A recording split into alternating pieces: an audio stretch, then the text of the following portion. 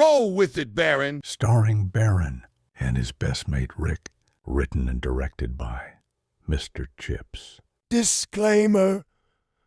Not all life is dull, gray, and predictable. Some of it is filled with the exhilarating thrill of grass lawn bowls, while others waste their days in endless scrolling. We champions of the green embrace the slow burn intensity of perfectly weighted shots, the drama of a close measure, and the undeniable prestige of wearing white. Side effects may include extreme relaxation, sudden competitiveness, and an overwhelming urge to say, just one more and choose wisely, choose lawn bowls. Barren was the kind of man who prided himself on his self-proclaimed title, the most boring person in the world. This was no hyperbole.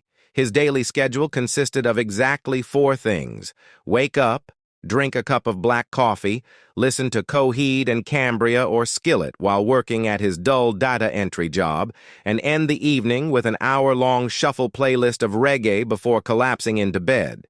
Even his co-workers joked that his routine could lull a hummingbird to sleep. Still, Barren liked it that way. He enjoyed the simplicity of his life, where nothing unexpected ever happened, and people left him alone with his noise-canceling headphones and music. "I'm not exciting, but at least I'm consistent," he often said. He wore his boringness like a badge of honor. One day, however, Barren's friend Rick decided that Barren's uneventful life was just too much to bear. Rick was a hyperactive chatterbox and a champion of forcing hobbies on unsuspecting victims. On a particularly uneventful Sunday afternoon, Rick burst into Barren's living room uninvited, holding a shiny set of lawn bowls. "Guess what, Barren? You're joining the local Grass Bowls League," Rick announced with the enthusiasm of someone delivering lottery winnings. Barren blinked. "Grass Bowls? What's that? And no, I'm not." "Oh, yes, you are. I already signed you up for the trial game next weekend. You're welcome." Barren groaned. He tried every excuse he could think of, but Rick wouldn't budge. Begrudgingly, he showed up at the local club the following Saturday, dressed in his usual gray hoodie and jeans, a fashion choice that made him stick out among the pristine white uniforms of the seasoned players. The trial game was, to Barren's surprise, oddly soothing. The rhythmic roll of the bowls, the soft hum of the grass beneath his sneakers, and the calm chatter of the other players combined into an almost meditative experience. He wasn't half bad at it either. His first throw rolled to an impressive stop near the jack, earning him a murmur of approval from the club regulars. "Not bad, mate," said a man named Graham, a grizzled player with a mustache that looked like it had been stolen from a 1970s cop show. "You've got a natural touch," Barren shrugged. "Beginner's luck, I guess." But it wasn't luck.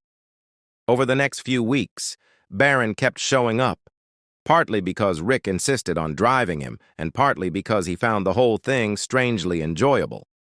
He quickly developed a knack for precision, his throws often landing within millimeters of the target. Word of his talent spread, and before long he was invited to participate in local tournaments. What started as an unwanted obligation soon turned into an unexpected passion.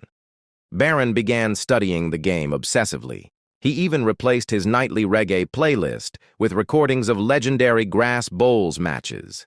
He became a fixture at the club, and his unassuming demeanor earned him a loyal fan base. "Barren," said a sports commentator during a regional championship match, "the man who calls himself the most boring person in the world is anything but boring on the green. His calm, methodical style has taken the world of grass bowls by storm." As Barren's fame grew, so did the invitations. He was flown out to international competitions, featured in magazines, and even interviewed on morning talk shows. People were drawn to his deadpan charm and the irony of his story.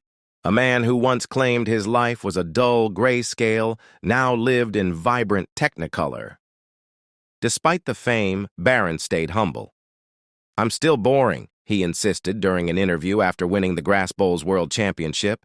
"I just happen to be good at rolling balls on grass, that's all." But the world didn't care. They loved him. His face appeared on cereal boxes and in advertisements for lawn care products. A reggae band even wrote a song about him called "Roll It Like Barren." By the end of his first year as a professional bowler, Barren had become an unlikely cultural icon. He still listened to Coheed and Cambria and Skillet during his morning coffee, and he still called himself boring. But now, the world begged to differ. And so, the man who once lived a monotonous life found himself standing atop the world, not through ambition, but by simply rolling with it. Keep playing with me, and I'm gonna show you how the game is fucking played.